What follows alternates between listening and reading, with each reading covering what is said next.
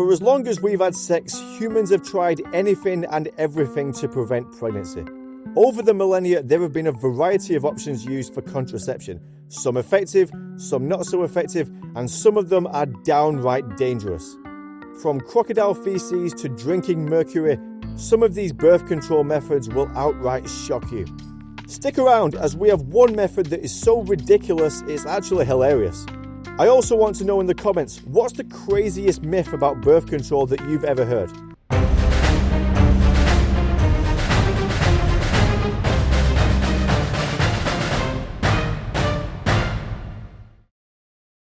History usually begins with ancient Egypt, so why should the history of birth control be any different? Before modern methods like condoms and the pill, people used whatever was available to them. What did Egyptians have available? The River Nile. And what was in the River Nile? Crocodiles. Egyptians used to dry out crocodile dung, mix it with honey, and insert it into the... well, you get the idea. So, did this work? Yes and no. Yes, in a sense that the smell of crocodile feces is enough to make anyone say, let's just be friends. And no, in the sense that not only did it not stop the sperm from reaching the eggs, but also crocodile feces actually changes the pH levels of the vagina, making it more likely that a woman can conceive. So, if you're trying for a baby and you're having no luck, you know what to do. You're welcome.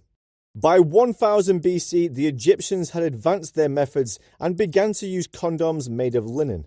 The linen may have caught some of the sperm, but pregnancy still happened. They were, however, effective at disease prevention, so there was an upside.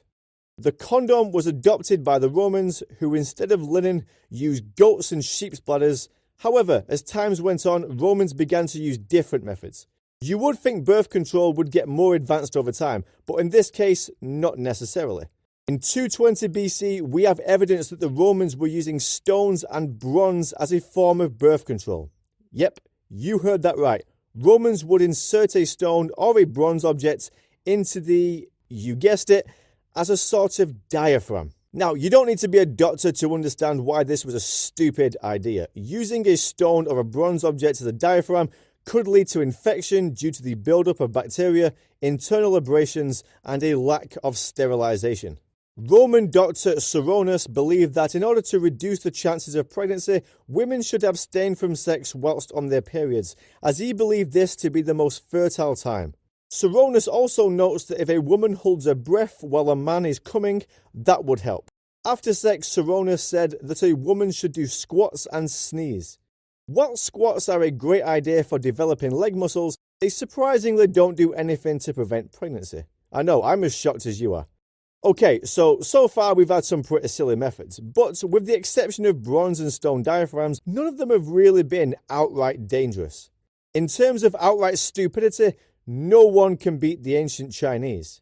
Ancient Chinese medicine believed that in order to prevent pregnancy, women should either drink liquid mercury or take mercury tablets. Now, this was effective in preventing pregnancy, as if a woman is dead, she cannot possibly have a baby. See? Genius. By the 12th century, the Chinese had stopped using mercury, thank God, in favour of a new method, silk. The Chinese would make condoms out of silk. This method was not very effective, but they were more of a status symbol than anything else, as silk was reserved for China's upper classes. It was, however, relatively useful as disease prevention, kind of. But China does not have a monopoly on stupidity. In the 4th century, Greek women were said to have been drinking the water used by blacksmiths to prevent pregnancy. This water contained lead, which can cause miscarriages, so I suppose it was effective, I guess. But lead poisoning can also cause headaches, memory loss, mental disorders, and in some extreme cases, death. Again, if a woman is dead, how can she get pregnant? Strangely, women were using lead to prevent pregnancy as late as the First World War, even though doctors have known that lead was definitely poisonous by the late 18th and early 19th centuries.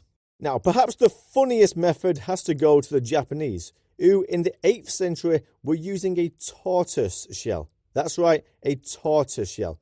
Now, a tortoise shell was definitely effective. I mean, it's a shell, nothing gets past a shell. But I have absolutely no idea whatsoever how anyone, male or female, got any pleasure whatsoever by having sex with a tortoise shell. It sounds painful on both sides. By the way, leave a comment if you can think of anything worse to use as a condom than a bloody tortoise shell.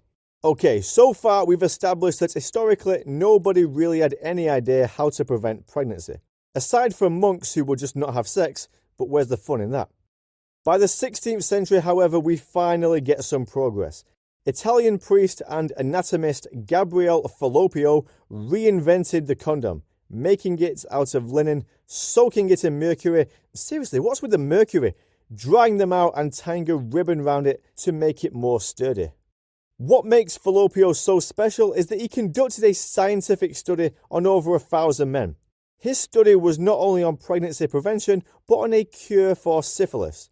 His methods worked, and this led to the evolution of modern condoms. Also in the 16th century, prostitutes in England were soaking sponges in vinegar and inserting it into... you get the point. The 18th century saw a rise in Manhor Giacomo Casanova. This notorious arse wrangler used to cut a lemon in half, hollow it out, and insert it into... I'm getting really sick of saying that. This would again evolve into the rubber modern version, and it would leave the women smelling lemony fresh. But crazy birth control methods aren't just reserved for hundreds or thousands of years ago. Even as recent as the 1950s, women were using Coca-Cola as a birth control method. People believed that the carbonic acid in Coke would kill sperm, and they would insert it into the... Seriously, why does everything involve inserting things into the vagina? That's how you got into this mess to begin with. Now, obviously, this didn't work. Obviously. The modern condom was invented in 1855 by Charles Goodyear, the tire guy. No, seriously, the Goodyear tire guy also invented condoms. I had to double and triple check that. The early rubber condoms were thicker and reusable. Yes, reusable. Ew. Then in 1960, Gregory Pincus and Carl de Geraci invented the pill. The pill was so influential that one could argue it changed society more than any other invention in history. Even the wheel, the gun, or the aeroplane. Women now had control over their bodies, and they could have sex consequence-free. This changed how male-female relationships worked, rightly or wrongly, and has led to modern relationships. Thank you for joining me. Please let me know in the comments, what is your favourite method? If you've enjoyed this video, please like and subscribe. Thank you, and have a great day.